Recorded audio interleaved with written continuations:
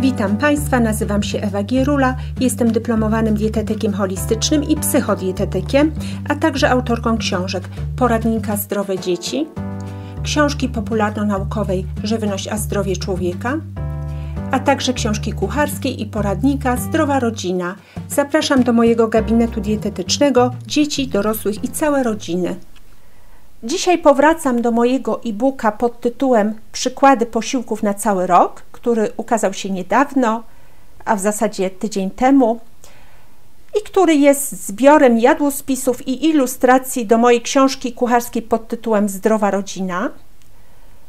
I chciałam dzisiaj Państwu przedstawić niejako instrukcję obsługi tego e-booka, a konkretnie jak z niego korzystać.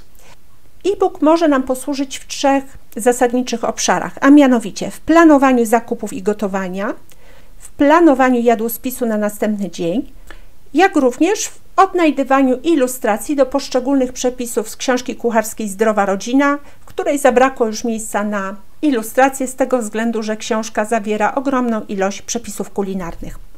Poprowadzę Państwa również po pewnych takich pobocznych funkcjach, przedstawię Państwu dodatkowe korzyści, jakie można mieć z tego e-booka i zanim przejdziemy do sedna sprawy, przedstawię zarys tej publikacji.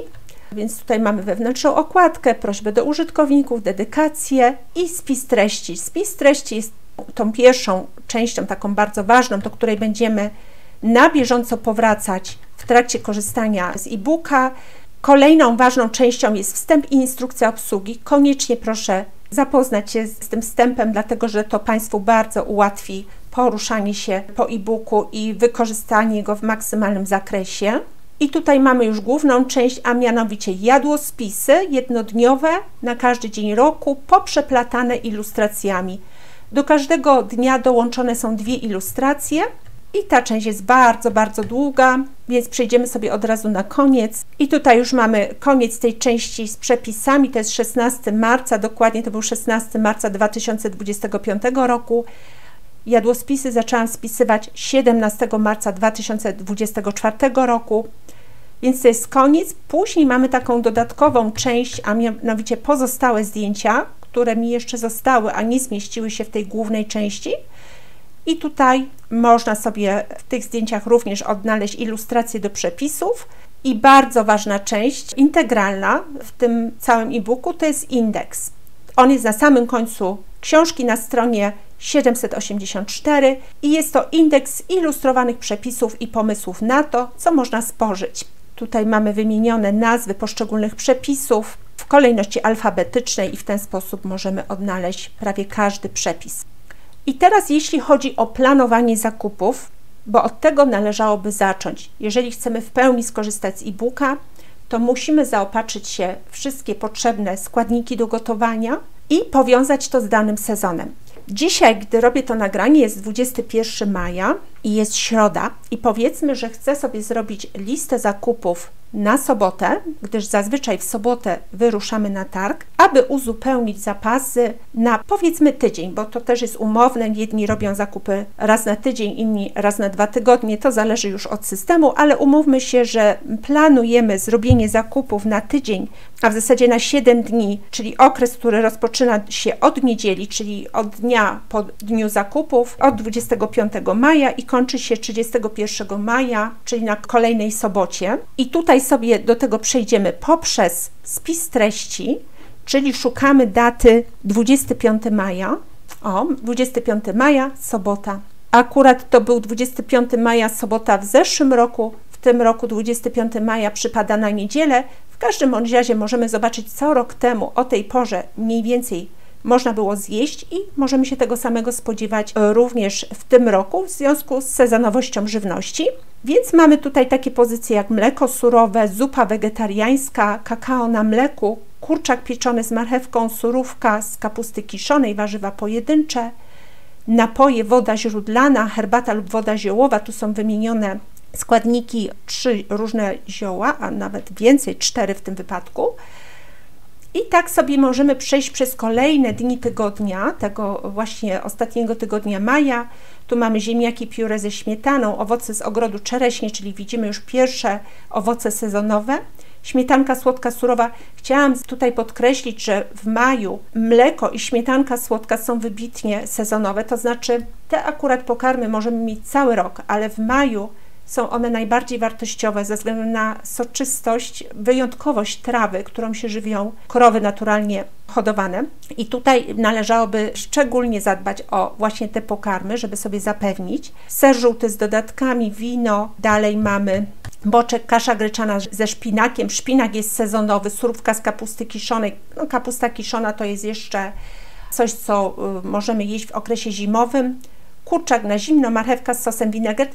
Wiadomo, że w maju jeszcze nie mamy pełni sezonu na warzywa, więc dużo jest takich elementów właśnie jak surówka z kapusty kiszonej czy marchewka, które pochodzą ze składników, które się łatwo w warunkach polskich przechowuje. Ale właśnie mamy już takie bardzo sezonowe elementy, jak chociażby właśnie te czereśnie. I jak teraz robić sobie tę listę zakupów? To nie jest tak, że wszystko musimy naraz kupić, jeżeli jesteśmy w dłuższym okresie dobrze zorganizowani. Bo wiele ze składników tych tutaj propozycji, one powinny być w domu non-stop, czyli nie zapisujemy je na listę zakupów wtedy właśnie jak siadamy, planujemy wyjście na targ tuż przed tym wyjściem, ale uzupełniamy te zapasy wtedy, kiedy poprzednie się kończą. Czyli na przykład wróćmy sobie tutaj do 25 maja. Pewne dostawy są też non-stop. Ja akurat mam tak zorganizowane, że mleko dostaje, pani przywozi mi do mojego domu. Ostatnio, ze względu na to, że się pochorowała, po to mleko jeździ mój syn. W każdym bądź razie jest to stały element soboty. Jeśli chodzi o składniki zupy wegetariańskiej, takie stałe, typowe, jak w każdej zupie, typu warzywa korzeniowe, cebula, por, różne przyprawy, to też dbamy o to, żeby było to non-stop w domu, więc tutaj należałoby się tylko przed taką wyprawą na targ upewnić, że mamy to wszystko, że nie trzeba tego uzupełnić. Takie elementy jak kakao, czy jakieś przyprawy, tłuszcze, to też niezależnie od tych cotygodniowych, cyklicznych zakupów, te zapasy się uzupełnia. Tak samo z mięsem. Zawsze polecam, żeby robić sobie zapasy mięsa na dłużej w zamrażarce. W związku z tym zawsze zwracam uwagę na to, jaką mamy zamrażarkę, czy osoba, która do mnie się zgłasza, jaką ma zamrażarkę w domu. Dobrze jest przy większej rodzinie mieć wręcz 2 duże zamrażarki, żeby robić sobie zapasy mięs, nie tylko mięsa, ale również na przykład masła dobrej jakości na kilka tygodni w przód, czyli zawsze powinien być tam jakiś drób, wołowina, wieprzowina, ewentualnie droższe mięsa typu cielęcina, jagnięcina, to już zależy od okoliczności, więc taki kurczak też nie powinien być przedmiotem listy zakupów, którą robimy co tydzień. To powinno być gdzieś na boku. Kapusta kiszona również w sezonie takim zimowo-przednówkowym kupujemy ją na zapas i mamy akurat ziemiankę, więc w ziemiance można trzymać w chłodnej piwnicy. Jeżeli ktoś ma tylko takie warunki, to jak najbardziej warto to kupić na zapas, żeby oszczędzić sobie wysiłku. Ale na przykład warzywa pojedyncze, zobaczmy tutaj, pod hasłem warzywa pojedyncze jest to sałata zielona i tego nie zrobimy na zapas. To w okresie maja na pewno należy do takich bieżących zakupów. Czyli to warto by było zapisać. Oregano, w ogóle w maju jest już bardzo dużo różnej zieleniny, więc jeżeli nie mamy zieleniny w przydomowym ogródku czy w jakichś donicach na balkonie, to oczywiście, że należałoby to zapisać na liście zakupów, z którą idziemy na targ ekologiczny. Niektórzy być może z Państwa zechcą się zaopatrywać bezpośrednio w gospodarstwach, które uprawiają różne warzywa i jechać do tych gospodarstw, tak też można, także to jest opcja. Na pewno nie jeździmy po takie rzeczy do zwykłych sklepów spożywczych, do hipermarketów, bo tam nie zaznamy żywności dobrej jakości, niepryskanej i o dużej gęstości odżywczej. To na pewno nie jest miejsce do robienia takich zakupów. Tutaj mamy wodę, herbaty ziołowe. To są wszystko rzeczy, które zaopatrujemy się długookresowo i to pomijamy na naszej takiej krótkiej liście. Więc widzą Państwo, że stosunkowo niewiele jest do kupienia, jeżeli mamy dobrze zorganizowaną logistykę zakupów w kuchni, ale możemy właśnie ten e-book przejrzeć po to, żeby wyłowić te rzeczy, których się nie da kupić na zapas. Tutaj widzimy, mamy jeszcze koperek zapasów mrożonych, chociaż oczywiście już o tej porze można się postarać o świeży. Ziemniaki też można kupić na zapas, a jeżeli ktoś kupuje w systemie cotygodniowym, co dwutygodniowym, to należałoby je oczywiście zapisać na listę zakupów. Śmietana to jest następna rzecz, którą jeżeli nie kupujemy gdzieś cyklicznie, to zapisujemy na listę zakupów. Owoce z ogrodu, sezonowe. I znowu, jeżeli nie mamy własnych owoców i jedziemy na targ albo do gospodarstwa, to oczywiście, że takie czereśnie, o czereśnie należałoby się zapytać. O śmietance już mówiłam. Ser żółty to też jest coś, jeżeli to jest dobrej jakości ser dojrzewający, można go kupić na zapas, wręcz można w kawałkach zamrozić. Ale też jeżeli mamy odpowiednie warunki przechowywania, on nie wymaga bezwzględnie chłodniczych warunków, to powinno być suche, przewiewne miejsce, nieogrzewane i taki ser powinien być przekładany, odpowiednio opakowany, nie w folię i wtedy on się dobrze trzyma. Więc to też jest sprawa względna. My mamy na zapas, więc na pewno nie jest to zawsze zapisane na sobotnią listę zakupów, ale jeżeli nam brakuje, to właśnie na taką listę zapisujemy, bo ser żółty nabywamy na targu pietruszkowym w Krakowie, na który się teraz w okresie takim wiosennym niemalże co tydzień wybieramy. Dalej sobie patrzymy na ten okres końcówki maja. Boczek powinien być w zamrażarce, kasza gryczana absolutnie kupiona na wiele tygodni w przód. My kupujemy po 10-15 kg i ją przechowujemy w odpowiednich słoikach. Też o przechowywaniu i obróbce żywności dowiedzą się Państwo w mojej książce Zdrowa Rodzina w części poradnikowej, tam Państwa odsyłam. Szpinak z całą pewnością należałoby zapisać na takiej bieżącej liście zakupów. Tutaj jakieś elementy do surówki z kapusty kiszonej, zaglądamy do przepisu i patrzymy, czy mamy wszystkie składniki. Jeżeli coś brakuje, to na listę. Natka pietruszki, jeśli nie mamy własnej, to zapisujemy na listę. Kurczak z zapasów długoterminowych, sos vinaigrette możemy zrobić na zapas i też właśnie chciałam od razu powiedzieć, że jeżeli korzystamy z tego e-booka, to również na drugiej liście zapisujemy sobie zapasy potraw gotowanych, ale zaraz do tego wrócę. Więc znowu mamy tu czereśnie, dalej patrzymy omlet bezbożowy, jajka, ewentualnie patrzymy, czy mamy zapas. Też radzę kupować, jeżeli mamy dobre warunki przechowywania jajek, to kupować sobie po 100, po 200 dla 4-osobowej rodziny, w zależności od potrzeb, żeby nie musieć tego robić co tydzień, ale jeżeli komuś brakuje, czy już kończy się zapas jajek, to koniecznie zapisać na liście zakupów. Najczęściej na takim targu, czy w gospodarstwie można je dostać. Powidła śliwkowe to jest coś, co robimy sobie na cały rok jesienią, więc to nie jest kwestia obecnej listy zakupów. Tutaj mamy żółtka na surowo z solą. Dynia marynowana to jest kwestia długookresowa. Warzywa pojedyncze, popatrzmy, mamy rzodkiewkę, czyli jest to coś sezonowego. Zapisujemy. Natka pietruszki już była, zapisujemy. Banany mrożone w polewie czekoladowej. Banany, jeżeli nie mamy, to tutaj można je kupić w wersji ekologicznej z zielonym listkiem w sklepach sieciowych. No, nie jest to może pokarm pierwszego wyboru, dlatego że to nie jest nasz krajowy, nie będzie w związku z tym miał najwyższej wartości odżywczej, ale to jest taki kompromis, który dopuszczam tutaj w mojej diecie. No i jak widać, tutaj mięta to jest z kolei element, który również, jeżeli nie mamy go w ogródku, to możemy zapisać na liście. I jeszcze kolejny dzień, 29 maja, groch z kapustą.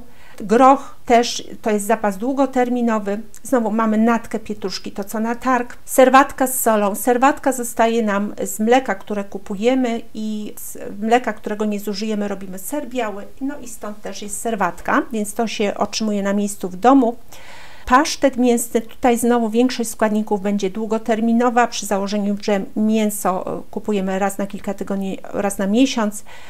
Nic tutaj takiego nie widzę bieżącego. Sałata zielona, jak najbardziej to jest bieżące. Oregano, coś, co się zaopatrujemy na bieżąco. Owoce z ogrodu czereśnie, czyli znowu można zapytać się w gospodarstwie bądź na targu i tak dalej. I mamy jeszcze 30 maja, groch z kapustą, to się powtarza.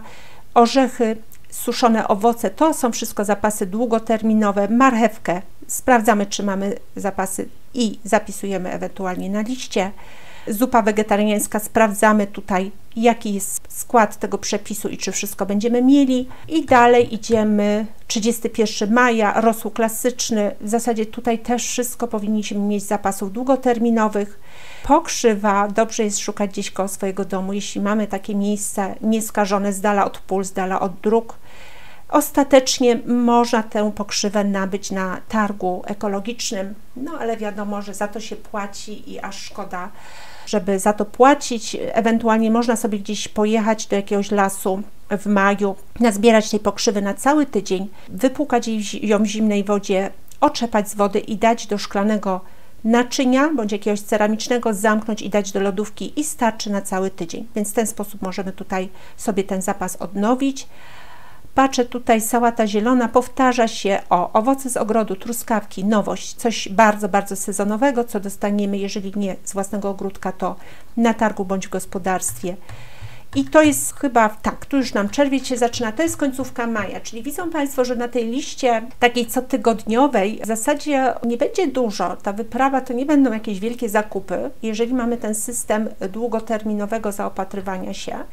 My w maju co tydzień kupujemy masło. To tutaj też chciałam Państwu powiedzieć, tutaj tak nie widać tego masła, bo ono jest zazwyczaj gdzieś w środku tych potraw, na przykład zupa wegetariańska, jeżeli nie z oliwą z oliwek, to z dużą ilością masła, to już zobaczą Państwo tutaj według przepisu. I takie masło warto by było kupować, nawet jeżeli mamy zapasy w maju, w maksymalnych ilościach i robić w słojach szklanych zapasy na kilka tygodni, a wręcz miesięcy, na pół roku przynajmniej w przód można zrobić, dlatego że teraz masło w maju i w czerwcu ma najwyższą wartość odżywczą, podobnie jak mleko i śmietana, bo trawa jest najbardziej odżywcza i oczywiście tutaj mówię o mleku i jego przetworach pochodzących z krów, które się naturalnie pasą na takich właśnie słonecznych, zielonych, bujnych pastwiskach. Więc tutaj widzimy, jak można skorzystać z tego e-booka, planując taką doraźną listę zakupów, uzupełniającą do tego, co kupujemy na dłuższy okres. I również wspomniałam, że możemy korzystać z e-booka do planowania gotowania. I to jest taka druga lista, którą powinniśmy raz na tydzień robić sobie, a mianowicie jakie potrawy ugotować. Wrócimy się tutaj do początku tego ostatniego tygodnia w maju, czyli powiedzmy do 25 maja i przyjrzyjmy się jeszcze raz tym propozycjom, co tutaj takiego jest, co można ugotować na zapas, żebyśmy nie musieli przed każdym posiłkiem stać i gotować, bo nikogo współcześnie na to nie stać. Mamy inne sprawy na głowie, jesteśmy zabiegani. I druga kwestia, oprócz tego zaplanowania, co należy ugotować, należy wziąć pod uwagę, jak możemy się w danej rodzinie podzielić tą pracą. Jeżeli powiedzmy jest mąż i żona i malutkie dzieci, to wiadomo, że ta praca powinna się rozdzielić między dwoje. Jeżeli załóżmy, że żona nie pracuje, mąż pracuje, to naturalnym będzie to, że żona będzie trochę więcej gotować, ale również dobrze by było, żeby mąż pomimo tej pracy poza domem, żeby również ją wspomógł w tym gotowaniu, dlatego że gotowanie dla całej rodziny non-stop dla jednej osoby jest w dłuższym okresie bardzo ciężkie.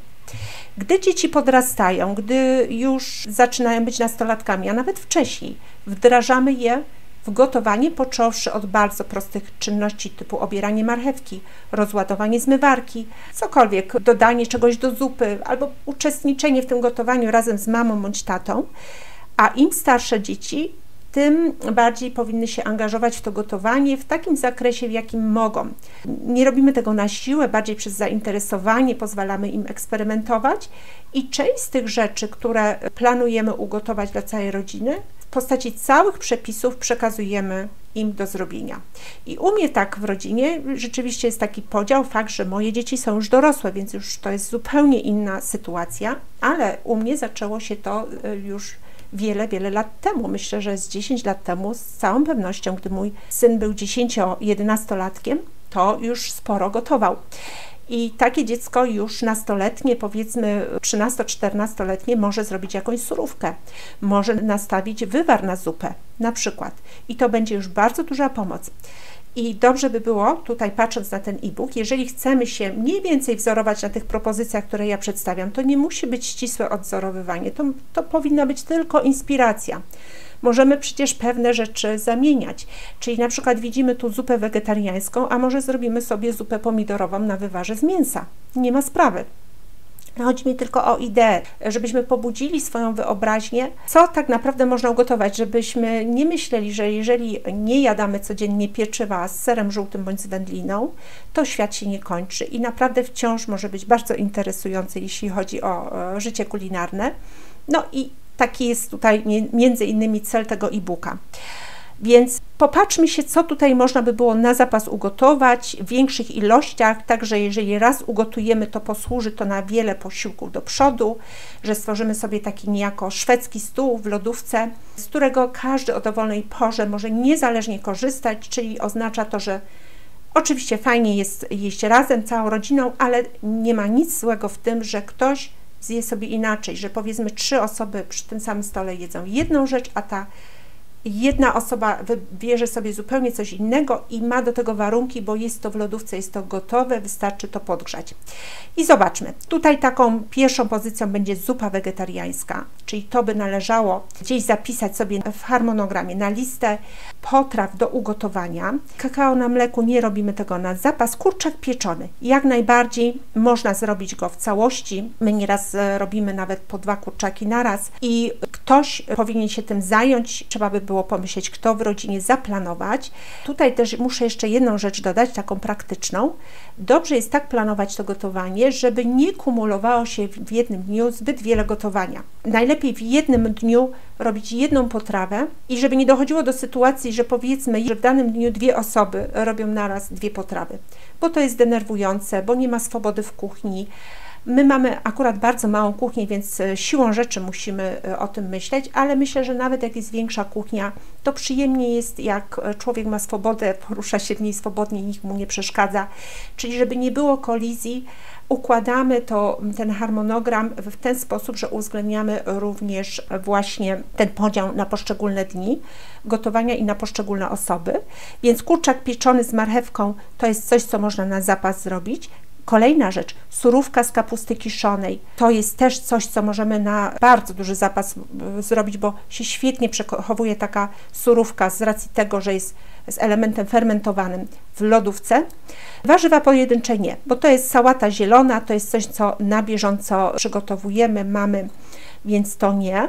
Dalej zobaczymy sobie ziemniaki pióre.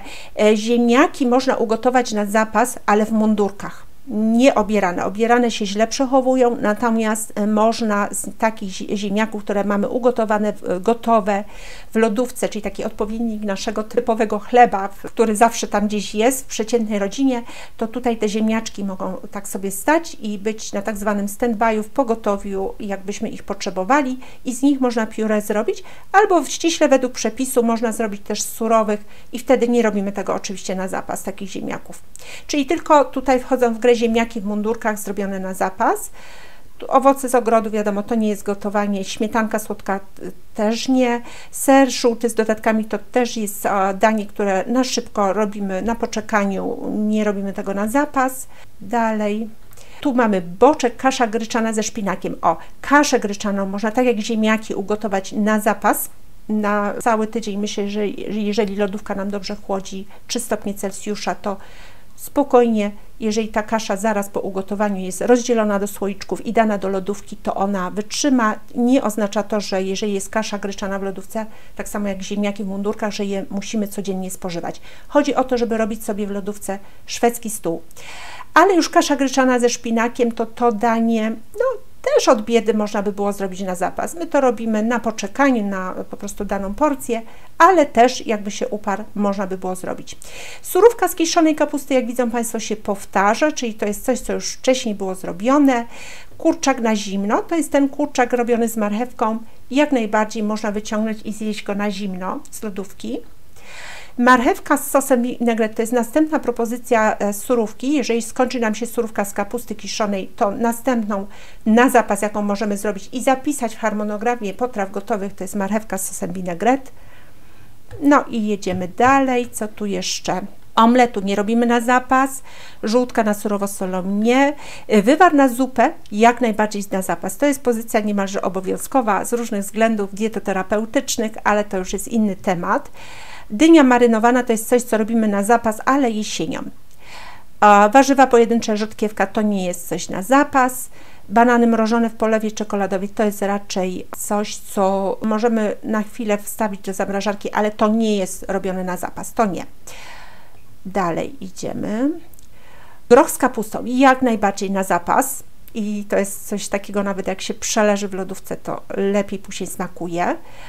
Serwatka z solą siłą rzeczy jest z pewnym zapasem, ona zawsze u nas jest w nadmiarze po robieniu sera, twarogu. W zasadzie mam taki problem, że jej mam zawsze nadmiar i się dzielę, albo daję zwierzętom, albo wręcz podlewam rośliny.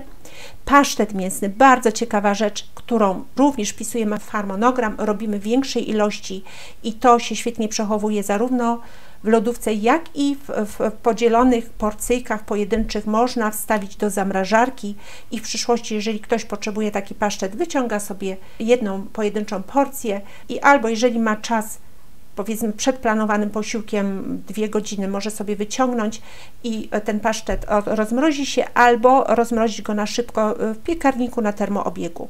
Patrzę tutaj jeszcze, szukamy rzeczy, które do harmonogramu gotowania możemy wpisać. Groch z kapustą już był.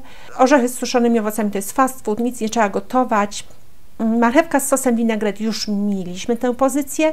Zupa wegetariańska, już też o tym mówiliśmy. Ona sobie może czekać ileś tam dni, jeżeli jest odpowiednio przechowywana i po ugotowaniu od razu wstawiona w słoiczkach na gorąco, zakręcona do dobrze schłodzonej lodówki. Proszę zobaczyć, ona była wiele dni temu i podejrzewam, że tutaj ona była z tej samej partii, więc widzą Państwo tu też oznaczone jako zdrowy fast food z tej racji, że w tym momencie myśmy ją tylko odgrzewali, a nie gotowali od podstaw. No i jeszcze patrzę, tu 31 maja, o, rosół klasyczny, to jest coś innego niż wywar, to jest taki rosół, jak nasze babcie gotowały, w którym pływają kawałki marchewki, mamy kawałki mięska, jakaś tam pietruszka pokrojona, jakieś inne warzywka, więc to chodzi o taki rosół i ten rosół też gotujemy na zapas do słoików. Surowy napój z pokrzywy najlepiej pić od razu po zrobieniu, ale można z dnia na dzień również w lodówce przechować, on troszeczkę wtedy zmienia smak, ale nadal jest pyszny. I znowu powtarzają nam się te rzeczy, które już mamy ugotowane. Pasztet mięsny, dynia marynowana. No i to wszystko, jeśli chodzi o końcówkę maja.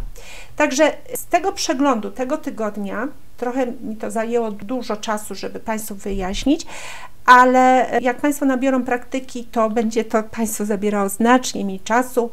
Czyli jak przygotowujemy się do kolejnego tygodnia, w którym mniej więcej chcielibyśmy tutaj wzorować się, inspirować tym e-bookiem, robimy sobie takie 2 listy. Jedna lista to jest lista bieżących zakupów, druga lista potraw do ugotowania i w zasadzie to drugie to powinno się przerodzić w harmonogram, czyli zostać wpisane na poszczególne dni tygodnia i to gotowanie powinno być rozdzielone między członków rodziny. I teraz przechodzimy do następnej funkcji, jaką tutaj pełni czy może pełnić ten e-book, to jest robienie jadłospisu na następny dzień. I znowu zróbmy sobie przykład na tym ostatnim tygodniu maja, czyli idziemy do 25 i załóżmy, że jesteśmy pacjentem na dietoterapii albo wraz z dzieckiem, które jest na dietoterapii, musimy sobie ułożyć jadłospis na następny dzień i mamy pewne ograniczenia dietoterapeutyczne, one są tymczasowe, ale musimy się ich trzymać, żeby w jakiś tam sposób wyregulować organizm. I załóżmy, że mamy takie ograniczenia. Nie możemy tymczasowo jeść zbóż, nie możemy jeść strączków i nie możemy spożywać orzechów. I w związku z tym wybieramy sobie, planując jadłospis na następny dzień, takie propozycje, które nie zawierają tych elementów, ale również na które mamy ochotę, to jest bardzo, bardzo ważne i które są po prostu dla nas fizycznie dostępne, czyli mamy odpowiednie składniki, żeby je przygotować i mamy rozplanowane to gotowanie, wiemy, że poszczególne rzeczy będą ugotowane. I powiedzmy, że chcemy właśnie ułożyć sobie jadłospis na 25 maja. No i jak to zrobić? No możemy wycelować właśnie w tego 25 maja, idąc od tego spisu treści na początku, czyli jeszcze raz tutaj się cofamy, idziemy sobie, właśnie patrzymy, chcę tylko po prostu przypomnieć, do czego służy spis treści, 25 maja i jesteśmy na tym 25. Gdybyśmy byli na początku e-booka, to właśnie chodzi o to, żeby jak najszybciej dojść do tego konkretnego dnia, który nas interesuje. No i popatrzmy się, co tutaj mamy. Mleko surowe można się napić, można sobie zjeść zupę wegetariańską. Tutaj nie ma ani zbóż, ani strączków, ani orzechów. Kakao na mleku również. Patrzymy dalej. Kurczak pieczony z marchewką, surówka z kapusty kiszonej, warzywa pojedyncze też możemy, jeśli chodzi o te zalecenia dietoterapeutyczne. I tu mamy napoje. I w zasadzie mamy gotowy jadłospis. Ale nie jest to takie proste, jakby się wydawało, bo przecież może akurat się tak zdarzyć u nas, że nie będziemy mieli w tym dniu mleka surowego z jakichkolwiek względów, no ze względów logistycznych przede wszystkim, tak? Czyli tutaj nam to już odpadnie. Albo może być inny problem, załóżmy, że planujemy to 24 maja, no i nie mamy tej zupy wegetariańskiej przygotowanej. Nie mamy i nie będziemy mieli czasu, żeby jej ugotować. I może być sytuacja, że w ogóle takiej zupy nie mamy, jakiejkolwiek zupy, no i wtedy możemy pomyśleć, żeby tutaj w tę pozycję pomyśleć o jakichś warzywach na ciepło, z tłuszczem, z ziołami, z przyprawami, które będą odpowiednikiem tej zupy. Albo jeżeli mamy jakąś inną zupę, powiedzmy ogórkową na wywarze z mięsa, no to możemy sobie ją tutaj wstawić, czyli coś takiego podobnego, tak? To też nie chodzi o to, że koniecznie musimy tego typu żywność zaplanować, ale chodzi o to, że jeżeli mamy pustkę w głowie, naprawdę nie wiemy, co wymyślić, co sobie zaproponować albo co dziecku zaproponować, no to mówię, jak tutaj kreatywnie na podstawie tego e-booka coś sobie wykombinować. Z drugiej strony mówię, jeżeli będziemy planować te zakupy i gotowanie z wyprzedzeniem, to ta zupa wegetariańska czy jakaś inna zupa tutaj będzie, tak? Będziemy mieli to mleko, bo też sobie zaplanujemy, czy poprosimy, żeby ktoś nam je przywiózł, czy pojedziemy sobie do gospodarstwa. Oczywiście to nie jest coś, co wyrobimy sobie w tydzień, czy nawet w miesiąc. Takie ścieżki trzeba sobie wydeptać w dłuższym okresie, ale potem, jak już je mamy wydeptane, wiemy dokładnie, gdzie zadzwonić, jak to załatwić, no to jest naprawdę proste.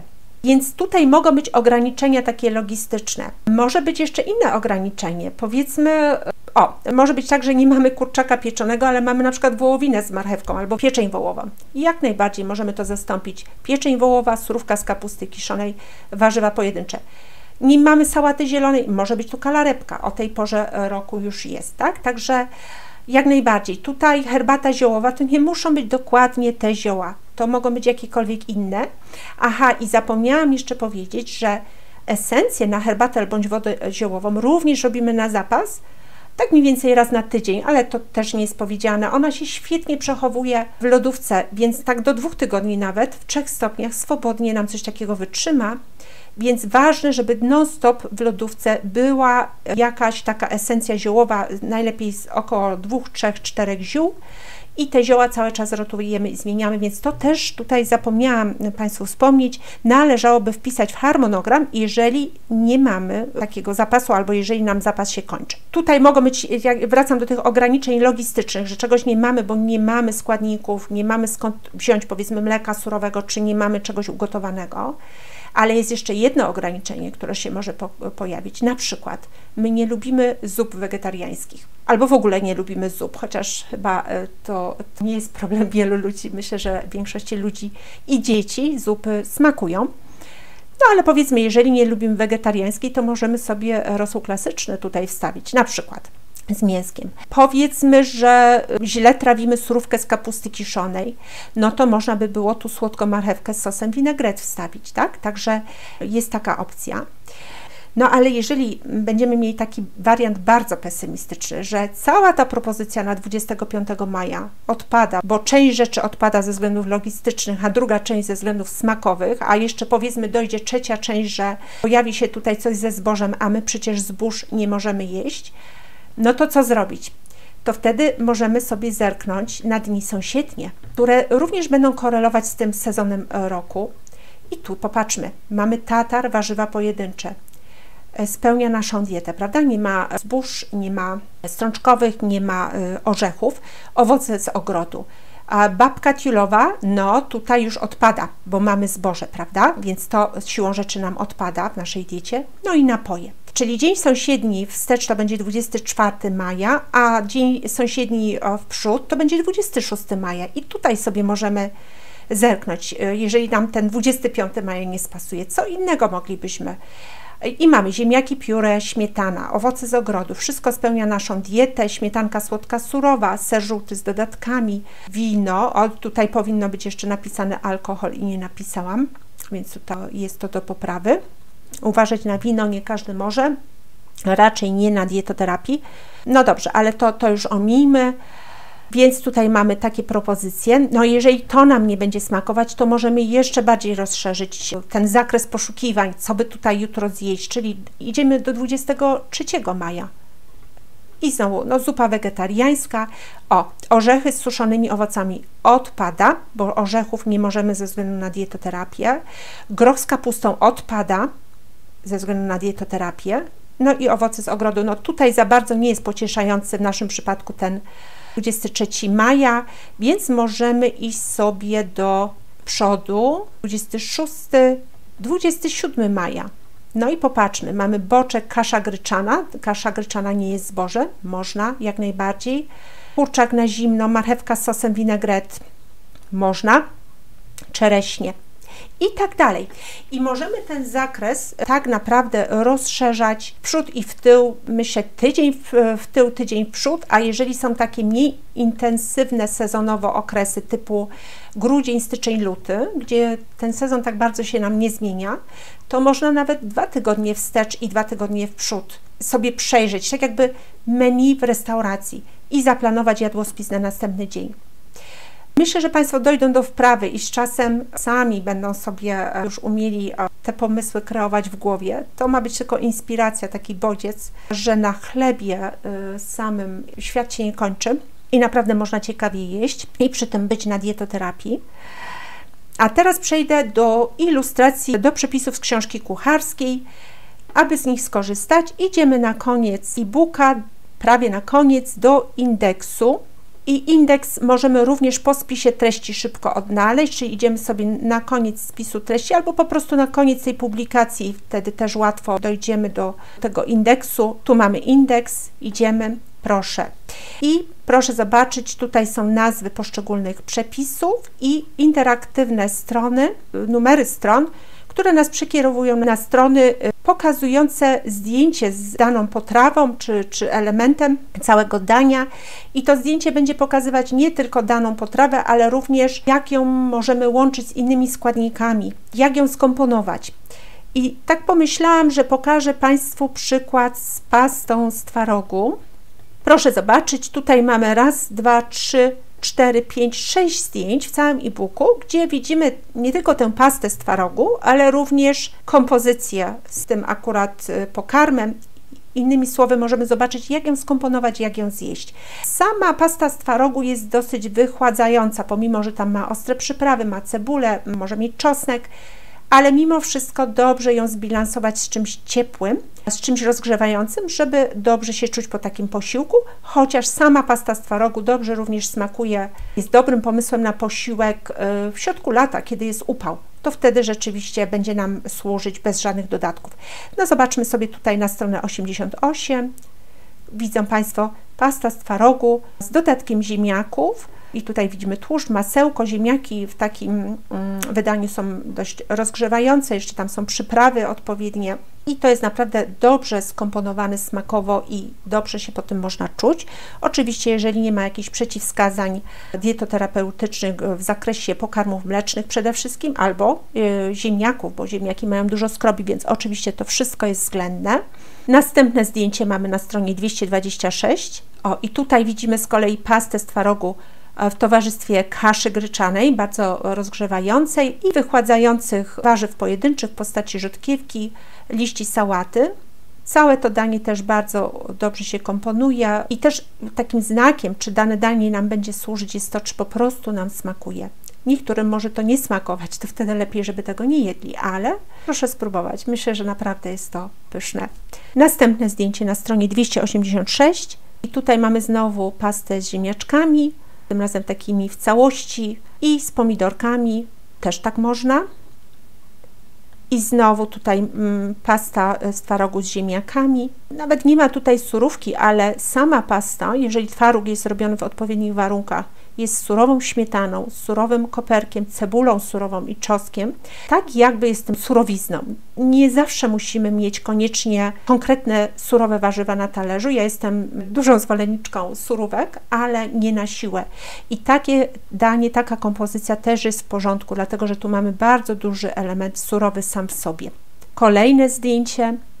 Tutaj widzimy pastę z twarogów w takiej małej ilości i z zupą jakąś ciepłą. Zupa jest zawsze rozgrzewająca. Oto jest akurat zupa krupnik i ta pasta jest tylko takim małym dodatkiem, czymś, co łamie smak tej zupy i fajnie się komponuje.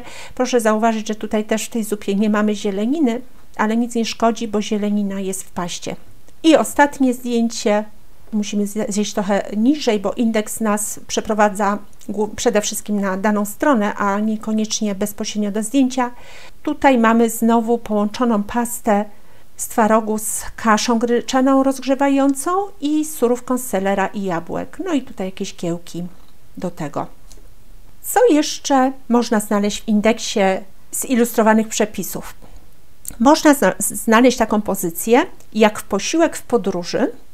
Proszę zobaczyć, tu mamy kilka przykładów, już nie będziemy przechodzić do tych zdjęć, Państwo sobie sami oglądną.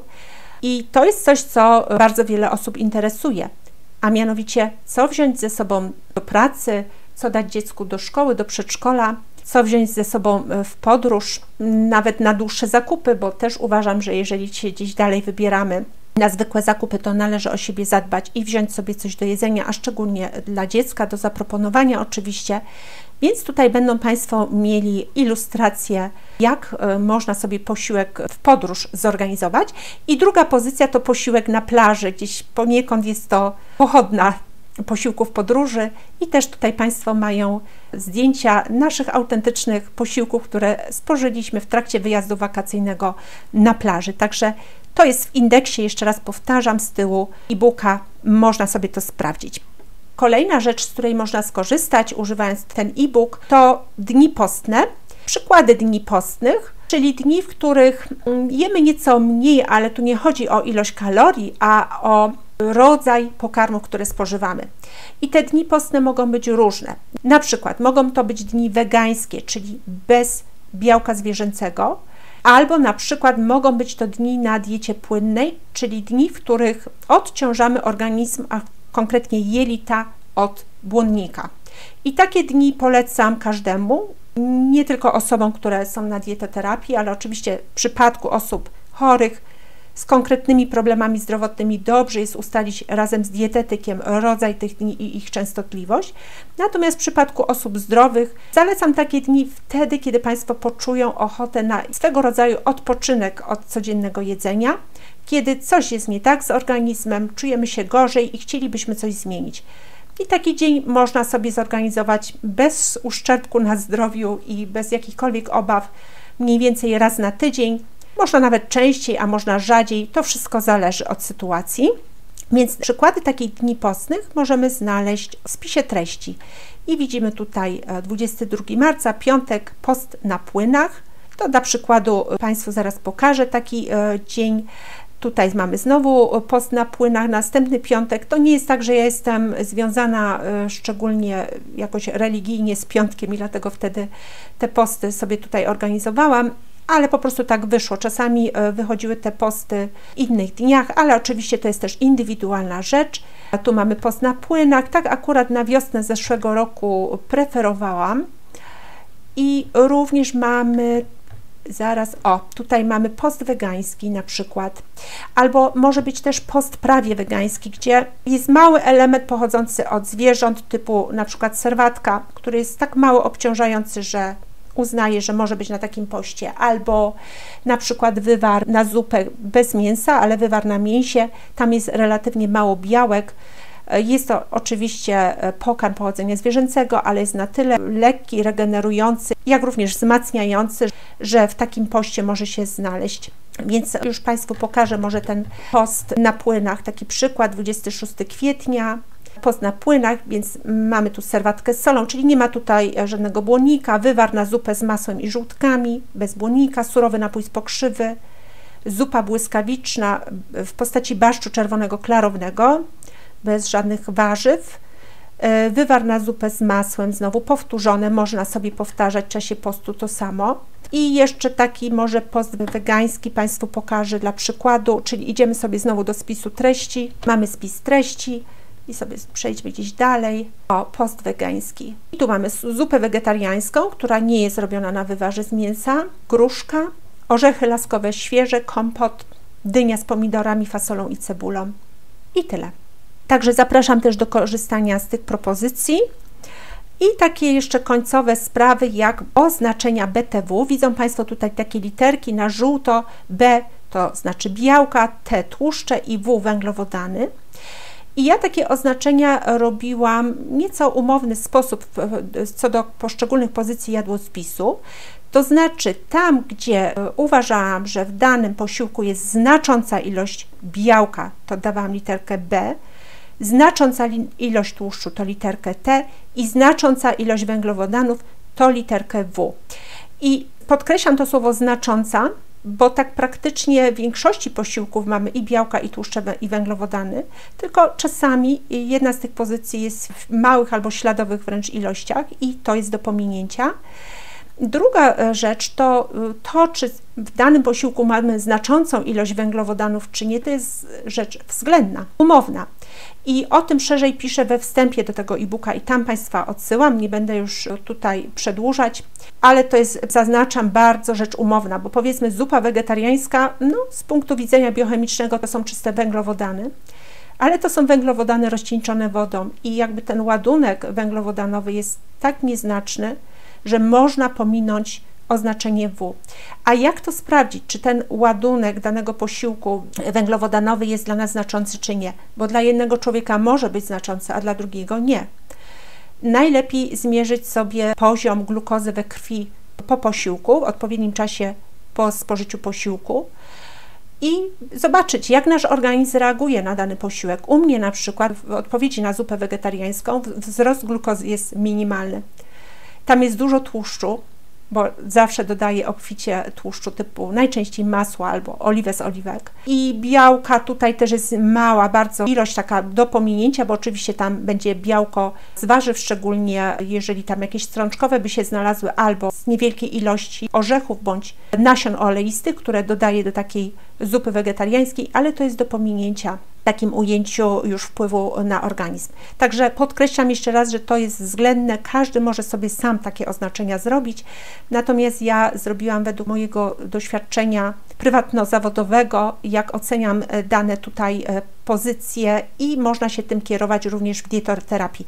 Na przykład jeżeli osoba ma cukrzycę, to moim zaleceniem będzie to, żeby wybierać pozycję z literką T i B, natomiast bardzo się zastanawiać nad pozycjami, gdzie jest samo W, czyli nad gruszką. Być może, że ćwierć gruszki nie byłoby problemem dla cukrzyka, ale cała już tak, więc tutaj też ilość ma znaczenie, więc tutaj uwaga, tak, jeżeli mamy samo W.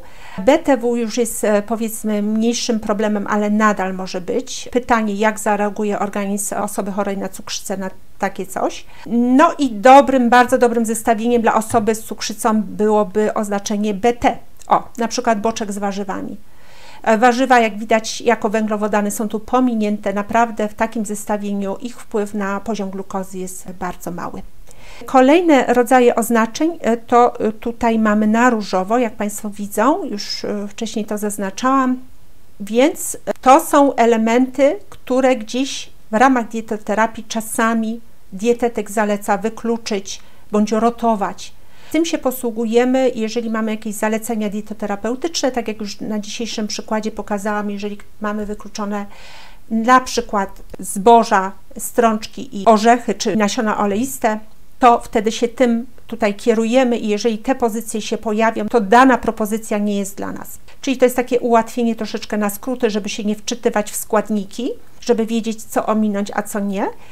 I jeszcze kolejne takie oznaczenie jak zdrowy fast food. Tutaj w przypadku owoców z ogrodu podchodzimy sobie do krzaczka i zbieramy. Oczywiście, że jest to, możemy określić jako zdrowy fast food. Tutaj chyba nie będzie to budzić zdziwienia.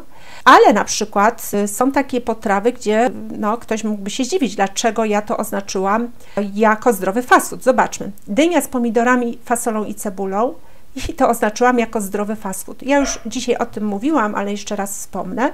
Jeżeli mamy taką potrawę zrobioną na zapas, a powinniśmy mieć, co bardzo gorąco zalecam, polecam, bo właśnie z tego względu, żebyśmy się nie zagotowali w tej kuchni na śmierć, żebyśmy mieli jeszcze z życia coś poza gotowaniem i jedzeniem.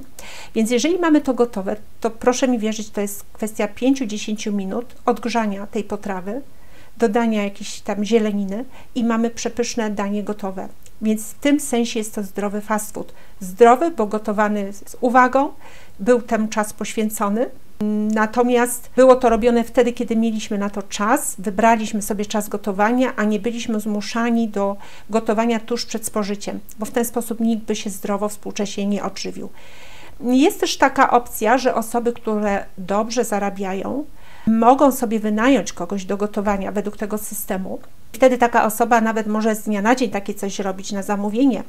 Jeżeli kogoś na to stać, to bardzo tę opcję polecam. Ja sama nigdy z tego nie korzystałam, bo ani nie miałam potrzeby, no i na pewno jest to coś, co obciąża budżet domowy, ale jeżeli ktoś zarabia dobre pieniądze i w czasie na gotowanie zarobi tyle, że nie tylko opłaci tę osobę, ale jeszcze będzie miał dla siebie nadwyżkę, to rzeczą oczywistą jest, że warto by było rozważyć zatrudnienie takiej osoby, która by dla nas gotowała. Ale oczywiście taką osobę należałoby gruntownie przeszkolić z tego, jak gotować, jakich składników używać i tak dalej. Więc myślę, że to wszystko na dzisiaj. Jeżeli ci z Państwa, którzy już nabyli ten e-book, korzystają z niego i mają jakieś jeszcze pytania, a na pewno te pytania się będą pojawiać, na pewno nie wyczerpałam dzisiaj wszystkiego, to bardzo proszę, zapraszam tutaj do zadawania ich pod tym filmem i będę na nie wszystkie bardzo, bardzo chętnie odpowiadać. Będą one uzupełnieniem tej treści, którą Państwu dzisiaj przedstawiłam i na pewno posłużą innym osobom. E-book można nabyć w moim sklepie internetowym na stronie zdrowedzieci.org.pl. Zresztą link będzie podany w opisie do filmu. I tam Państwa odsyłam, a niezależnie od tego będę wdzięczna bardzo właśnie za same komentarze, bo one niezwykle dużo tutaj wniosą, jak również za lajkowanie moich filmów, za subskrypcję z dzwoneczkiem, bo jeżeli będziemy subskrybować bez dzwoneczka, to nie wystarczy, żeby docierały do nas zawsze wiadomości o kolejnych nowych filmach, więc ten dzwoneczek jest konieczny. Do tego Państwa zachęcam, zapraszam, zachęcam również do udostępnienia tego materiału innym osobom, tak aby jak największa liczba ludzi skorzystała z tej publikacji. Myślę, że ona jest bardzo przydatna. Kto wie, czy ja sama wkrótce z lenistwa nie zacznę z niej korzystać, gdy już nie będzie mi się chciało wymyślać na co dzień jadłospisów, które robię, przygotowuję dla mnie, dla mojego męża z dnia na dzień. Na razie mnie inwencja nie opuszcza, tak szczerze mówiąc, i cały czas mi się pomysły nowe piętrzą i z dnia na dzień zapisuję na tej karteczce coś nowego. To też Państwu polecam, taki system zapisywania, robienia jadłospisu z dnia na dzień. No ale jeżeli będę miała gorszy dzień, to pewnie zaglądnę do tego e-booka. Robi to już moja córka, co mnie zaskoczyło bardzo. Moje dzieci sobie gotują często niezależnie i czasami brakuje, szczególnie córce, inspiracji, bo mój syn jest bardzo kreatywny, więc on tutaj nie potrzebuje wsparcia. Ale jakiś czas temu, tuż przed publikacją tego e-booka, właśnie moja córcia oznajmiła mi, że mamo, wiesz, wyobraź sobie, że zaglądałam do tego e-booka, żeby sobie zaplanować to, co będę chciała w najbliższym czasie zjeść. Bardzo mnie to ucieszyło, było to bardzo przyjemną wiadomością. Na dzisiaj to już wszystko. Dziękuję za uwagę i do usłyszenia wkrótce.